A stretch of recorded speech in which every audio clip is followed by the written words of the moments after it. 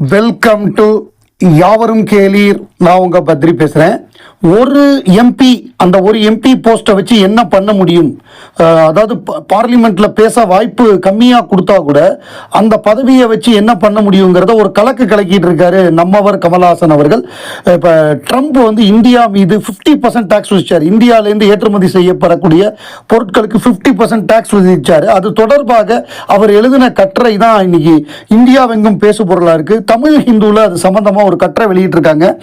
அதில் வந்து கமல்ஹாசன் என்ன எழுதியிருக்காருன்னா, 21ஆம் நூற்றாண்டின் முக்கிய ஆதாரங்களான அபூர்வ கனிமங்கள், காந்தங்கள், சூரிய மின்சக்தி உற்பத்திக்கான பேனல்கள், லித்தியம் பேட்டரிகள் போன்றவற்றை சீனா தன் கட்டுப்பாட்டில் வைத்துள்ளது. அமெரிக்கா அவற்றை சார்ந்திருக்கிறது. மகாத்மா காந்தி நமக்கு நினைவூட்டிய பாடம் இதுதான். தற்சார்பு என்பது முழக்கமல்ல, அது நமது எதிர்காலத்துக்கான ஒரு பாதுகாப்பு கேடயம். நமது ஜவுளி மற்றும் ஆயத்த ஆடை ஏற்றுமதியின் இதய துடிப்பான திருப்பூர், சூரத் மற்றும் நோய்டாவில் உள்ள என் சகோதரர்களுடன் இந்தியாவை உலகின் முன்னணி இறால் ஏற்றுமதியாளராக மாற்றிய, இறால்னா அது வந்து ஆந்திர பிரதேஷ் தான்.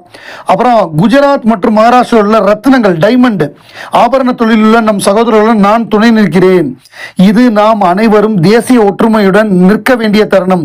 இந்தியர்களின் வாழ்வாதாரமே அச்சுறுத்தலுக்கு உள்ளாகும் போது முழு தேசமும் ஒன்றாக செயல்பட வேண்டும். பின்வரும் நடவடிக்கைகள் மூலம் மத்திய மற்றும் மாநில அரசுகள் உடனடியாக நிவாரணம் வழங்க வேண்டும் என நான் கேட்டுக்கொள்கிறேன். அவசர கால உதவி, சிறு குறு மற்றும் நடுத்தர தொழில் நிறுவனங்களின் கடன் தவணைகளை செலுத்த 2 ஆண்டுகள் அவகாசம் வழங்க வேண்டும். மேலும் ஒரு சிறப்பு அவசர கால கடன் வசதியை ஏற்படுத்த வேண்டும்.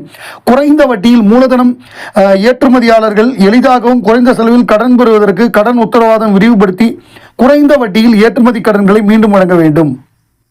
செலவினங்களில் நிவாரணம், ஏற்றுமதியாளர்களுக்கான தற்காலிக மின்கட்டண சலுகைகள், புதிய சந்தைகளுக்கு செல்ல சரக்கு கட்டணத்தில் ஆதரவு மற்றும் செயற்கை நூல்களை இறக்குமதி செய்வதற்கான விதிமுறைகளை தளர்த்த வேண்டும் என்று மக்கள் நீதி மய்யம் தலைவர், நாடாளுமன்ற உறுப்பினர் கமல்ஹாசன் தெரிவித்துள்ளார்.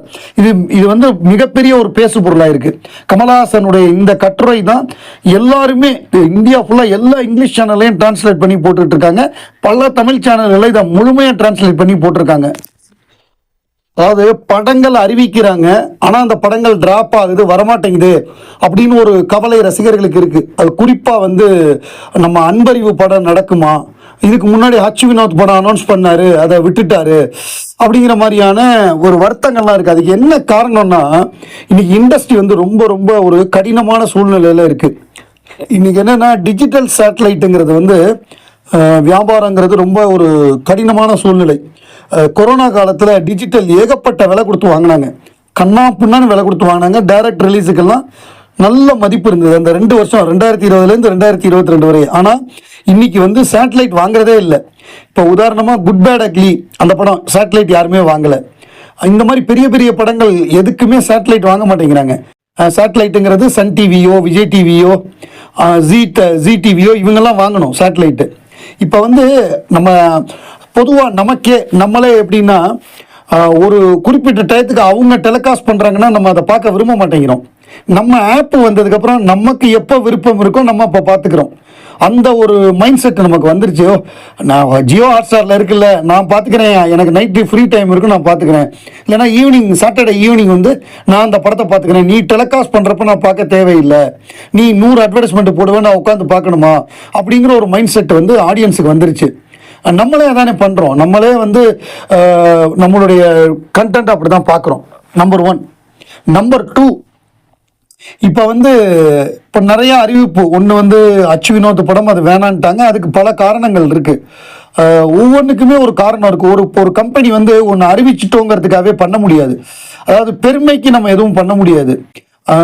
ஒரு 10% டவுட் இருந்தால் கூட அதை விட்டுருவாங்க. அதாவது டேபிள் ப்ராஃபிட்டே இல்லாமல் ஒரு படத்தை எடுக்க முடியாது.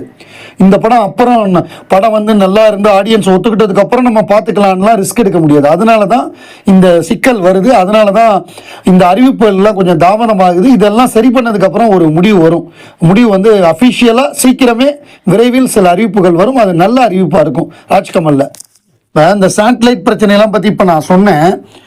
இப்போ யூஏ சர்டிஃபிகேட் கேட்குறாங்க கூலி படத்துக்கு யூஏ சர்டிஃபிகேட் கேட்குறாங்க சன் பிக்சர்ஸ். அது கோர்ட்டில் போய் போட்டிருக்காங்க.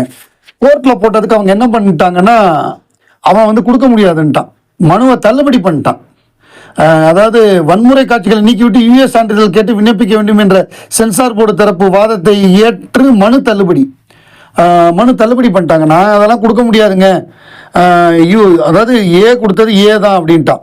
இப்போ நிறைய பேர் சொல்கிறாங்க, என்னங்க படமே வந்து 4 நாளில் காலி, இதுக்கப்புறம் இந்த கவுண்டமணி டயலாக் மாதிரி இன்னுமே வயசுக்கு வந்தால் என்ன வரலன்னா என்னெல்லாம் கமெண்ட் அடிக்கிறாங்க.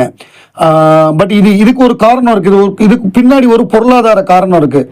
நம்முடைய சிஸ்டம் எப்படி தெரியுமா, ஒரு சர்டிஃபிகேட் படத்தை நீங்கள் டிவியில் டெலிகாஸ்ட் பண்ண முடியாது. இப்போ சன் பிக்சர்ஸுக்கு சொந்தமாக சன் டிவி இருக்குது, கூலி படத்தை அவங்களே தான் வாங்கியிருக்காங்க. இப்போ கூலியை வந்து அவங்க டிவியில் போடணும்னா சர்டிஃபிகேட் இருந்தால் போட முடியாது. ஸோ சென்சாரில் வந்து அதை யூஏயை மாற்றிட்டா போடலாம். அதுக்கு தான் அவங்க முயற்சி பண்ணுறாங்க. அதில் ஒரு வருமானம் இருக்குல்ல, ஒரு தீபாவளி நாள்லையோ பொங்கல் நாள்லையோ கூலியை வந்து இப்போ தீபாவளிக்கு கூலி போட்டாங்கன்னா அவங்களுக்கு நிறைய ஆடு வரும், ஒரு வருமானம் வரும், அது மிகப்பெரிய வருமானம் வரும்ல. பட் அதுக்கு தான் அவங்க பிளான் பண்ணுறாங்க, அவங்க சும்மா பிளான் பண்ணலை. பட் இது வந்து மிகப்பெரிய ஒரு தவறாக போயிடுச்சு. லோகேஷ் கனகராஜ் கதையை சொல்லும் பொழுதே அந்த கதாநாயகனாக இருக்கக்கூடிய ரஜினிகாந்தும் அந்த தயாரிப்பாளராக இருக்கக்கூடிய சன் பிக்சர்ஸும் யோசிச்சிருக்கணும், வேண்டாம் சர்டிஃபிகேட் வேண்டாம், ஏன்னா குடும்பங்கள் உள்ளே வராது, ரெண்டாவது வந்து இதை டிவியில் டெலிகாஸ்ட் பண்ண முடியாது, இப்படிலாம் பிரச்சனை இருக்கும் பொழுது எதுக்கு நம்ம இந்த கதையை பண்ணணும், வேற நல்ல கதை யோசிக்கலாமேன்னு யோசிச்சிருக்கணும். அவங்க அதை விட்டுட்டு அதாவது இவங்க என்ன தெரியுமா, ஒரு மொக்க கதையை வந்து 2 வருஷமா உட்காந்து எழுதினேன்னு ஒரு டைரக்டர் சொல்லுவாரு, அதை வந்து பல மாதங்கள் ஷூட்டிங் நடத்துவாங்க, அதை வந்து ப்ரொடியூசர் ஒத்துக்கிட்டு பணம் கொடுப்பாரு. இதெல்லாம் பண்ணிட்டு ஒரு மொக்க படத்தை எடுத்துட்டு ஆடியன்ஸ் போய் பார்த்துட்டு நல்லா இல்லை அப்படின்னு சொன்னா இவங்க வந்து ரிவ்யூவர்ஸை போட்டு திட்டுவாங்க. அதாவது ப்ளூ சட்டையை திட்டுவாங்க, பிரசாந்தை திட்டுவாங்க, தனஞ்சயனை திட்டுவாங்க.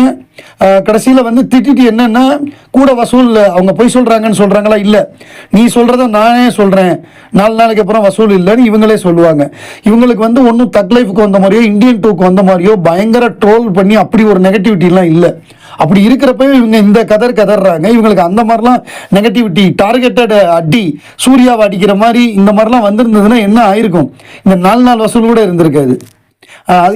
அவங்க கேட்கறது வந்து படத்தை டிவியில் போடுறதுக்கு தான், படத்தை டிவியில் போட முடியாது.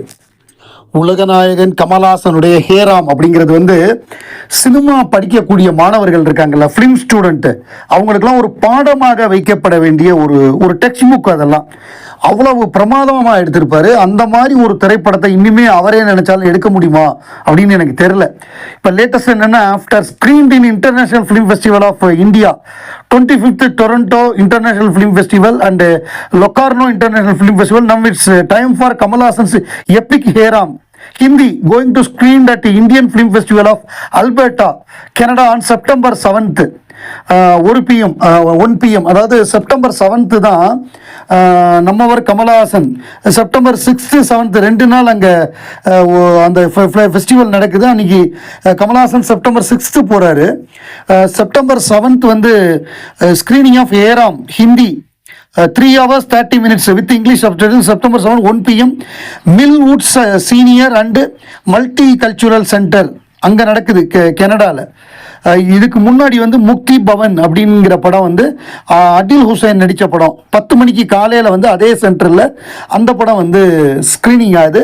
அங்கே வந்து சிறப்பு விருந்தினராக உலகநாயகன் கமல்ஹாசன் கலந்துக்கிறாரு. ஸோ இது எல்லாமே நமக்கு வந்து ஒரு பெருமை. அந்த படம் எங்கே போனாலுமே அது ஒரு பாராட்ட பெறுது. எப்படி இப்படி ஒரு படத்தை எடுத்தீங்க அப்படின்னு ஒரு ஆச்சரியம் எல்லாருக்குமே இருக்குது.